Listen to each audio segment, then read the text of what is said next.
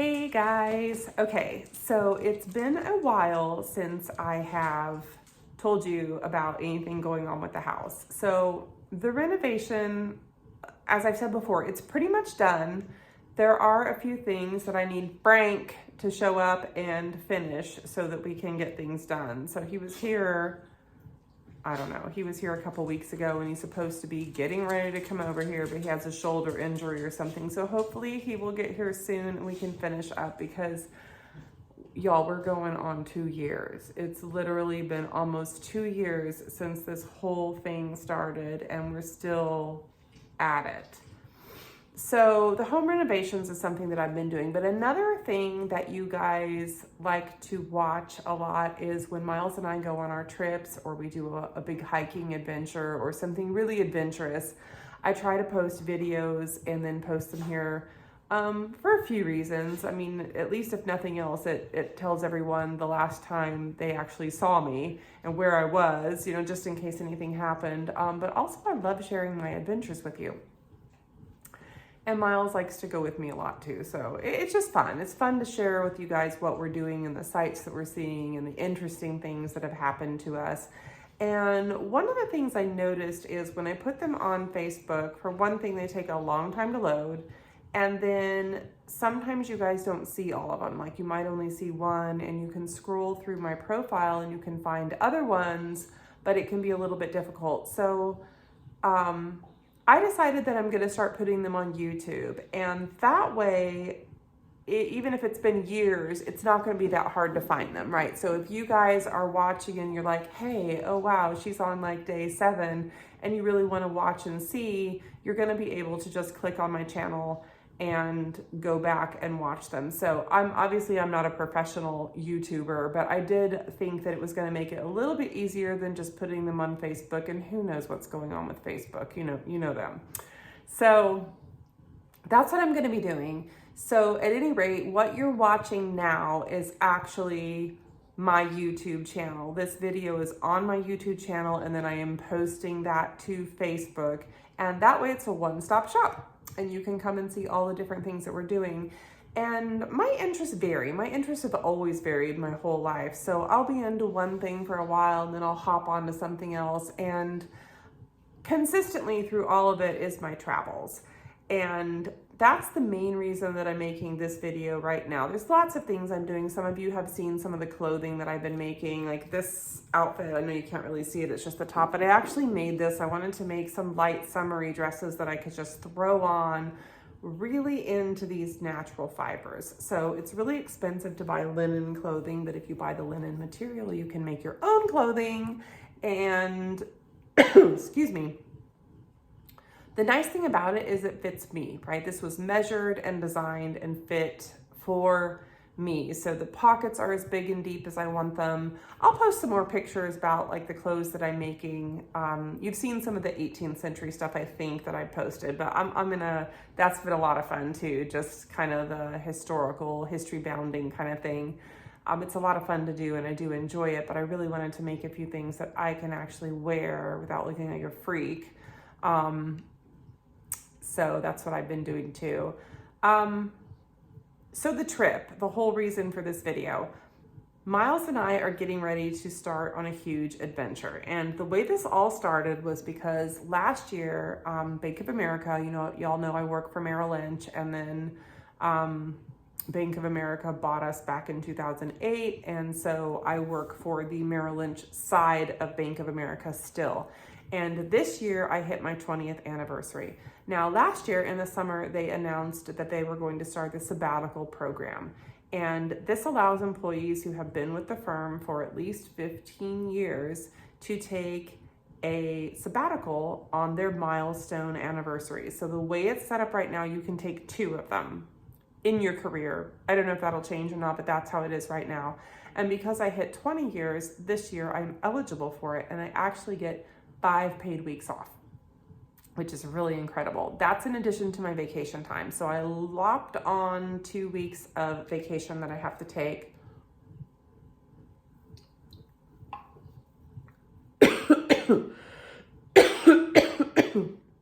Pardon me, guys. Sorry about that. I caught a cold, of course, on a cruise ship last week, and it's just taking its time about leaving.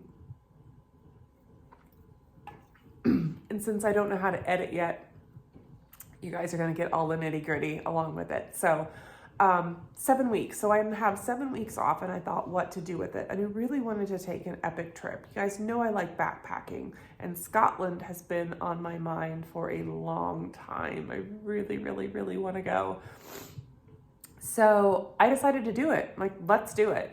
So let me kind of give you a rundown of what's going to be happening over the next 7 weeks. So it is Monday night, and this Friday night, so in, I guess, 5 days, Miles and I are leaving. We are getting on a plane, and we are flying to London. When we get to London, we're only there for a day, and then the following day, we are going out to the coast to Dover, and we're going to be getting on the Carnival Pride, and we're going on a 12-day cruise. Ours is going to be 10 days. I'll explain that in a minute. But this cruise goes to Ireland and Iceland, 2 places I also really want to go. So I'm kind of excited about that. We don't get to spend a lot of time in Ireland. We're going to hit Dublin and Belfast, but I still think it's going to be amazing. There's 4 stops in Iceland. And then we come back down the coast, and right above Inverness is a place called Invergordon. That is where the ship actually is going to dock. And at that point, we are going to get off, because the only thing after that is a sea day, and then you get back off at Dover. I really did not see the point of going all the way back down to Dover just to then have to go back to London and catch a train to go back to Scotland. That didn't make any sense to me, right? It was kind of a no-brainer. So we are getting off in Invergordon, and then our journey will begin. That happens, I believe, on the 30th of August. So between now and the 30th of August, it's flying to London. We are going to Buckingham Palace, so we're going to do that the very first day that we're there, and then we're getting on the cruise ship. Once we get to Scotland, the real adventure begins. So we are literally taking our backpacking backpacks. Like when you guys have watched our adventures and stuff, and you've seen us with the big backpacks on, that's what we're taking. That's it. That's the only thing that we're taking with us on the plane. And once we get to Scotland, we are not exclusively at campgrounds, but we are going to be camping a lot of the time. When we get into the cities, like obviously what are you going to do? You can't really camp in the park. You look like a homeless person. So, what are you going to do? So we have some hostels and some low cost places, a few Airbnbs, but there's some really great campgrounds that we've seen. And the nice thing about the campgrounds is there's some facilities, right? Like to take a shower. That'll be nice. Just to charge up your devices, and a place to put your tent down for a couple of days and be able to leave the bulk of your stuff there and just take your necessities with you and kind of go out and explore some different things. A lot of these places have bicycles you can rent right there at the grounds. So that's going to be really exciting. But yeah, we're going to sort of kind of meander from Inverness and make our way down towards Glasgow. And then once we get to Glasgow, we're going to just stay a couple days there, and then we go hiking, like for real hiking. We are going to backpack the West Highland Way. I don't even remember how many miles it is now. Maybe I don't know. I'll find out, and I'll post that in another video. So the main thing is, with all these videos, no, let me finish this first. So we're gonna be actually backpacking at that point, but it's gonna be so different than our trip on the Appalachian Trail, because everything that I'm reading says there's plenty of little towns, there's lots of places to stop. There's these things called bothies that used to be like little farming stone huts that people no longer have farms there anymore, and so they've kind of been turned over, I guess, to the local governments, and they're basically these places that you can just stay in for free. It's like wild camping but with an actual roof, which would be nice if it's super windy or the weather's bad or something. You have a place to go in. So that's going to be kind of fun. we're gonna go all the way up to Fort William, and then from there, I'm not like a Harry Potter person, but we are gonna be on the train that goes over that viaduct thing that I guess is really popular. So we have to take the train out to the coast so that we can go over to the Isle of Skye.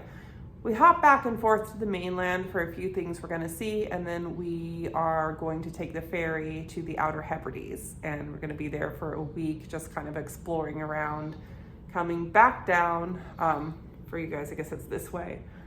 And then we come across over to Oban. We're gonna go to the Isle of Arran. I've done a lot of like genetic research and stuff, and we actually have quite a few ancestors that came from that area, and it's supposed to be just an absolutely gorgeous island. So that'll be fun to visit. And then I have a cousin.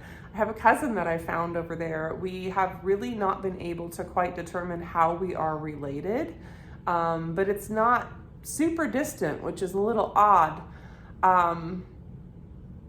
But there's so many things that I've discovered along the way, like another one of my hobbies, right? Genealogy. But there's so many things I've discovered along the way. And one of them that I didn't know until doing all of this is that my father's mother, my paternal grandmother, was adopted. So that's not that far back from me. That's 2 generations. And so we don't know who her parents were, basically.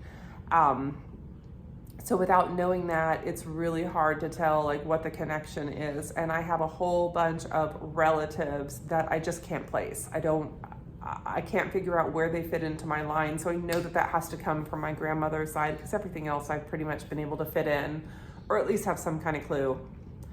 But anyhow, so we think that this cousin is related through my father's mother. We just don't know how, and we probably never will, but it's really kind of cool. So she is actually going to drive up, and when we get off the ferry, I'm going to actually have a chance to meet cousin Margaret.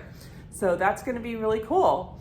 From there, it's on to Edinburgh, and we're going to spend just a couple days there, and then we are going to take the train through the countryside all the way back down to London, where we'll stay for like 3 days, and then we fly home. So I'm going to be doing a lot of videos, lots of pictures, lots of things to keep you guys posted on. And that's why I wanted to go ahead and start the YouTube channel, because, you know, I can put like day 1 and you know, just label it like the cities that we're going to see, and you guys can kind of follow along as you have a chance.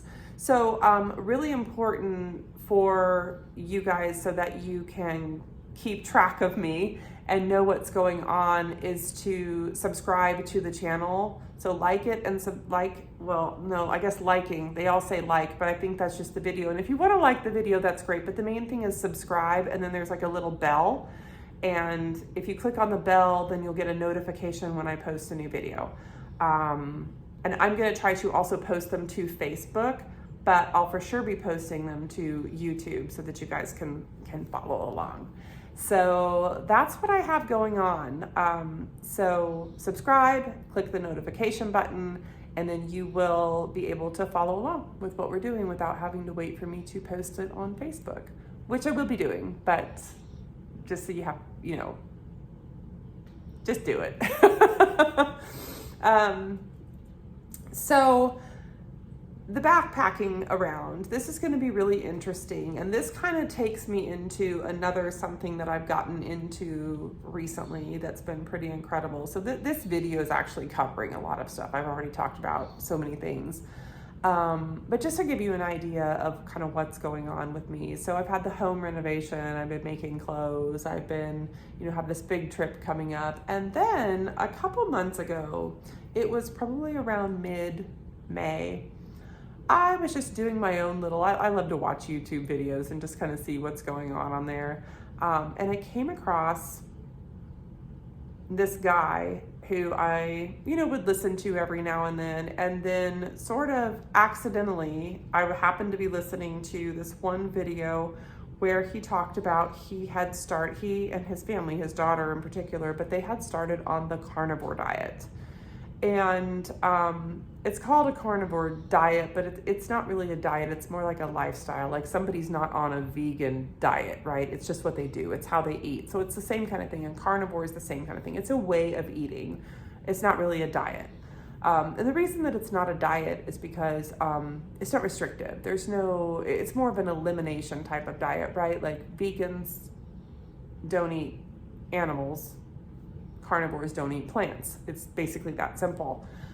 So when I first heard about it, I'm like, what the heck? And honestly, this was the second time I had heard about it.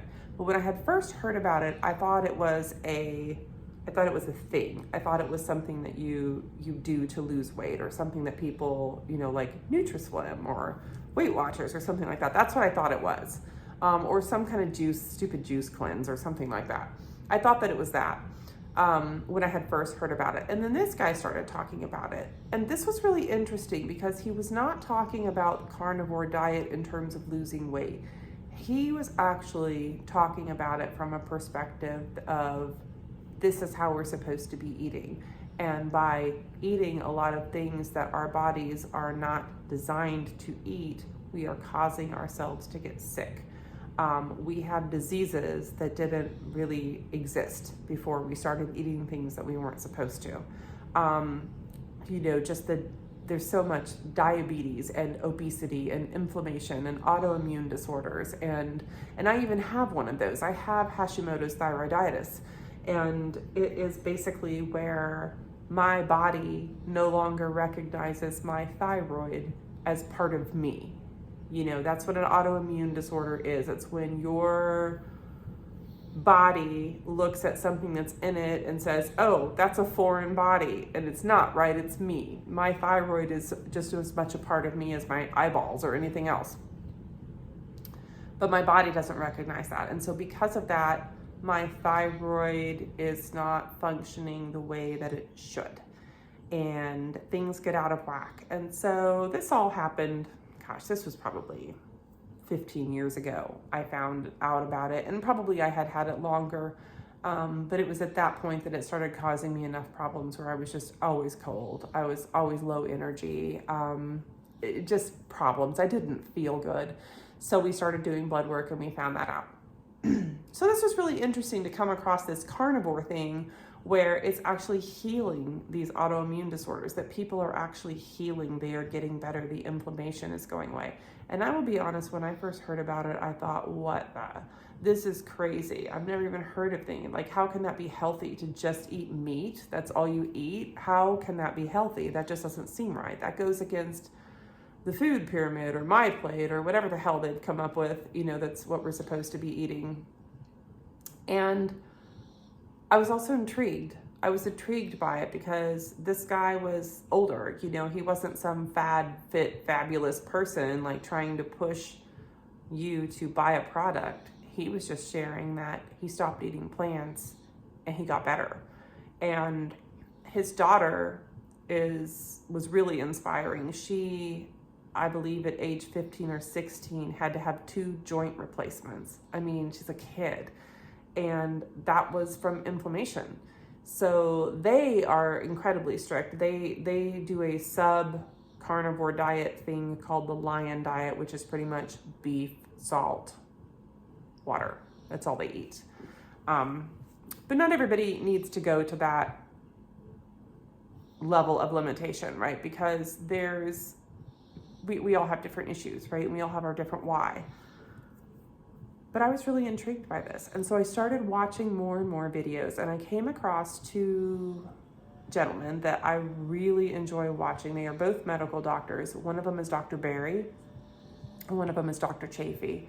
And I absorbed so much information just watching them, and the things that they said really started to click and make sense. It made sense to me when they broke it down the way they did, when they started talking about how, these diseases that we have, they just didn't exist. People, and that their own patients have gotten better when they've stopped putting this crap in their body. So in the years leading up to the whole COVID bullshit,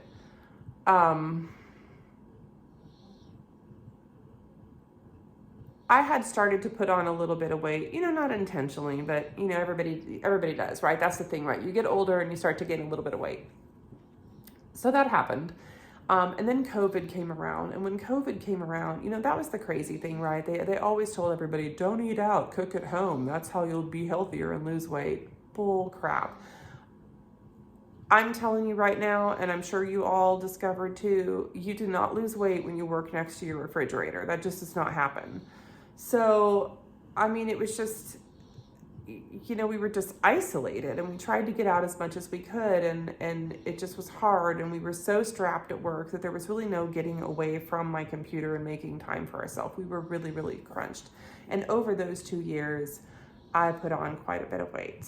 And so I probably ended up, I would say, putting on at least 50 pounds during the time. It was bad.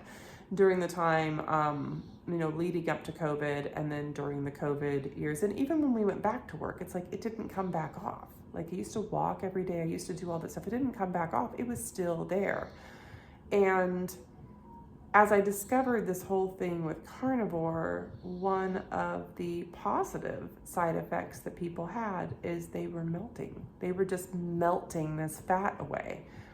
It's like when you eliminate all carbs, and I'm talking all carbs, right? No grains, no seed and, what's that other one? Seed and vegetable oils. Horrible. Those are horrible for you. They're not even they're chemicals. You may as well put it in your car engine. It's not meant to go inside a human body. This is not food. It's manufactured chemical crap. So those seed oils, grains, vegetables, fruit is sugar. I'm sorry. I know it's like, oh, fruit is so healthy. We should eat it all the time. Well, it's good. But the fruit that we eat now, that's not Garden of Eden stuff, people. That is stuff that has been so modified and manufactured and changed from how it originally was that it no longer resembles what, maybe berries. Berries are probably the closest thing to something natural. But anyway, I'm going off a little bit on a tangent about all the different things, but started discovering all these things. And when you eliminate these things from your diet, all the stuff, right? All the carbs, all the grains, all the vegetables, all the fruit, because carbs in your body turn into sugar, and your body doesn't treat them any differently. So you have to be really careful about what you put in there. But when you get rid of all that stuff and your body uses up all those carbs, and everybody's kind of heard of like the keto diet, right? Carnivore is really just a step beyond the keto diet. Keto eats a little bit of veg, maybe some berries here and there. It just keeps the carbs very, very low. This, to me, is even more simple. It's no carbs. It's no fruit, no vegetables, no grains, no nuts, no seeds, no oils. Avocado oil, olive oil, coconut oil. If you're going to use an oil, those are the way to go, but you're not supposed to cook with them. So I cook in butter now. Everything that I eat, I cook in butter or bacon grease or whatever I have left over. And I know, it sounds absolutely nuts, but I am telling you, it works. It works. It is healthy. I know it comes across as crazy, right? Because they tell you, don't eat this stuff, don't eat that. But so much of that information is outdated. It's not even valid anymore. There's studies, that are coming out now where they're actually, proving that none of that stuff is true. That eating a diet high in saturated fat does not put you at risk at all. It doesn't put you at risk for cardiovascular disease at all. And if anything, it actually reduces your risk of stroke because our bodies need that. Our bodies need it for the building blocks. So when you eliminate all the crap out of your diet, you start to heal. And I'm not kidding you guys. I stopped snoring in the first week, and everybody had said, oh yeah, you stopped snoring. I'm like a bear in a cave. There's no way until I get this fat off of me that I'm ever gonna stop snoring. But I did. The inflammation went down around my neck and my sinuses and my nasal cavities. Pardon me. Sparkling water. No artificial sweeteners. Those are not allowed either. No sugar. But I stopped snoring in the first week and I started feeling better and I started sleeping. Y'all, I sleep so good now. Like, it is crazy. It's like a baby. Like, I sleep and I like wake up in the morning refreshed and calm and feeling good. It's really, I mean, there's more health benefits to come. I know there's been other stuff. My dandruff is completely gone. I know, it's crazy. Like, I didn't even expect that. My gums, I do in general try to take pretty good care of my teeth. But I still had a few of those spots where I felt like no matter how much I flossed them, they were still just inflamed and would, not bleed a little bit, but it was just like my gums were always inflamed. That is gone. That is completely gone. Even if I don't floss my teeth for a couple days, once I floss them, it's gone. The inflammation is gone, guys. And there's been so many other things. My mom is doing it with me. And we're both dropping weight, by the way, which is really, really exciting. We're dropping a lot of weight. What else? I can't believe, like, I'm just so mad I didn't come across this sooner. I felt like it really could have stopped. It could have solved so many problems. And I did have a doctor's appointment and I shared it with my doctor. I was very honest with him. I don't have any problem telling my doctor, hey, I'm going to do what I want anyway, so let's just talk about how to work through this. He was really intrigued. He looked at my blood work, and it looks really good. There's really no issues with it. So, he said, hey, there's more than one way to do something. And he goes, he told me, he said, I'm of the opinion that you never stop learning and there's always something new to be learned. So he was really intrigued by what I was doing. Wants to see me in about 3 or 4 months when I get back from my trip and do some more blood work and just kind of see how things are going. But he was like, hey, what you're doing is awesome. And the fact that you've lost so much weight. Okay, so how much weight, right? I started this on May 26th, so I don't exactly know how many weeks or days or whatever I'm in. I know I'm over 2 months, right? Because that would have been July 26th. So however many days we are past July 26th, that's how many days I've been doing it, plus 2 months. August 26th will be 3 months.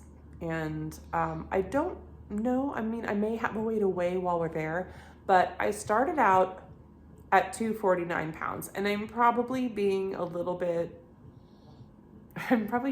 generous with myself there, because I had noticed that, the scale had started to fluctuate and hit that 250, but you always kind of, come up and down or whatever. And I felt like for the most part, I was fluctuating between, I don't know, like 247, 252, like somewhere in there. But it seemed like it would hit under the 250 more than above. So I just went with 249. That was my starting weight. And today I weighed in and I'm 215. So that's pretty awesome. What is that? That's 34 pounds, right? So I've lost 34 pounds since March 26th. It's August 14th. Oh my gosh. And I'm not really exercising. Like, I do go walk, but I don't walk a lot and I don't walk every day and I don't walk as much as I should be. And that is important. Walking is important. It's really good to, just get your heart rate up. It's good for your brain, more than anything to get that exercise. But I mean, lately I've been so busy. I often have not found the time. So a lot of the exercise that I'm getting in is just doing stuff around the house and that kind of stuff, which, believe me, it can be exercise. But I'm not doing anything other than now eating a proper human diet. I am eating what my body was designed to eat, which is animals, beef specifically, the ruminant animals, the ones that have the stomachs and highly process what they eat before it goes out into their flesh. So that is mostly what I'm eating, but I love my bacon and I eat chicken, but chicken to me is very dry now because there's not much fat. So sorry. I wish I could do this without coughing, but the remnants of that cold kind of taking their toll on me. But yeah, that's what I'm eating now. I put butter on everything, and butter, y'all, butter is so amazing. It is so good. Who doesn't like butter? It's so, so good. But eat some cheese, meats. Like sometimes I'm just not very hungry. Like that's the weird thing is now that the carbs are completely out of my system, now that my body knows that it is okay to use fat as fuel, because I'm putting fat in. I mean, it isn't just meat. Like that's the thing is it's fatty meats. It's a lot of fat. I add butter to everything to make sure I'm getting enough fat, because your body has to learn how to store and use fat in a cycle that is readily available to it. And it doesn't do that when you're constantly feeding it carbs that convert into sugar and it has that quick access. It doesn't do that. Your body shuts off that fat burning mechanism. And we know it, right? We all know it. We know we're not supposed to be eating that crap. You go to the grocery store, and now when I go into the grocery store, the only thing I go into the aisle for is coffee, right? That's my veg. That's my plant, coffee. And I just didn't want to give that up, but some people do. So I go in now and I look at the grocery store aisles and I look at all of these boxes of crap. There's everywhere you go, boxes and packages of food. I'm like, this is not food. You guys, this is not food. This is manufactured, processed crap that they put into boxes and we shovel down our faces. And what do we get for it? We get diabetes, high blood pressure, we get heart disease. I mean, it's nuts. Anyway, so I've been eating like this and I've been feeling really great, having a good time. I've got my mom on it too. She's doing amazing. I'm so proud of her. So my mom, I don't know how much weight she's lost, but she's gotta be 22 to 25 pounds, somewhere in there. I mean, the two of us, it's crazy. And it'll plateau, right? Women lose weight differently than men. You know, men sort of go, look at me, I'm getting skinny. And you're like, that's nice. Women lose weight differently, right? We drop and then we sort of fluctuate a little bit and then we drop again and then we fluctuate and then we drop. But, and I do stagnate, but it's so different because I'm so satiated. Like when I eat meat, when I sit down and eat a ribeye, I eat it until I'm full and it stops tasting good. And I don't want any more when I'm full. And so I just stop and I just eat what I want. There's no calorie restrictions. There's no maximum amount that you have to eat. You just eat the right kinds of food and you eat until you're full, until you're stuffed, until you're ready to say no more. So that's what I've been doing. So I talked a little bit longer about that than I wanted to, but the reason for it is because I also wanted to bring that back around to our trip coming up. So I'm not worried about being able to eat the proper food that I need to when I'm in cities or when I'm in places with facilities, but it's going to be really interesting once I get onto the West Highland Trail, once we are actually backpacking. I don't know how I'm going to feed myself. I don't know if I like sardines, but I'm not real excited about trying them. There's only so much canned tuna you can eat. I just don't know. They say there's places and there's shops all along the way, but I mean, I don't expect that I'm going to be able to go into a little shop and buy like a ribeye or something. Like, I don't know if they're going to have ground beef, which I eat a lot of because it's cheap. I don't know, but I'm going to try. So it's going to be really interesting. And so once we get on the West Highland Whale, part of your adventure and journey with me is going to be, how is this woman going to feed herself on a carnivore diet? I mean, maybe I'll just have to buy a bunch of butter and just gnaw on that. I don't know. I don't know how I'm going to do it. But I'm going to. I'm so dedicated to it now. Started out just trying it to see what I wanted to do, and it has just really made a world of difference. And I'm really excited to see how it's going to be when I get back. Just with all this wandering around that we're doing, and 7 more weeks under my belt of this crazy carnivore thing. So it'll be interesting. I'm sure there will be a few times along the way where we're gonna, and I do now too, right? Like if I go to a special dinner or we do something, my mom and I went on a cruise, and at the end of the last meal, on the last day, we said, give us 1 scoop of vanilla ice cream. I mean, right? It's not an all or nothing kind of thing, but it's also not something you want to eat every day if you're really trying to cut the carbs, because it's just putting them back in you. But one thing once in a while isn't going to hurt. When we had a glass of wine with dinner, guess what? There's carbs in that. But not as many as in a margarita, and I did not have any of those, even though I love them. So anyway, that's what I'm doing. And so I'm sorry this is, okay, I think I'm at 36 minutes here. So I need to kind of wrap it up because it is getting to be a bit longer. But this is just the first one. And as I do more videos and post them here, they should be a lot shorter. So don't forget to subscribe so that you can get the notifications, and click the notification thing too, so that you know when they're coming. And that way, in case I haven't had a chance to post it to Facebook, you'll at least be able to follow me on YouTube. Okay guys, I'll probably post again before we leave, because we are getting our backpacks and everything ready, and we're getting down to it. I have everything planned out. So it's getting really exciting, and it's almost time to do it. So thanks for hanging in there with me. And I'm really looking forward to sharing this and all my other crazy Angela adventures with you. So I will talk to you soon, guys, and I'll give you another short update. I promise a short one before we go to Jacksonville Airport and get on the plane.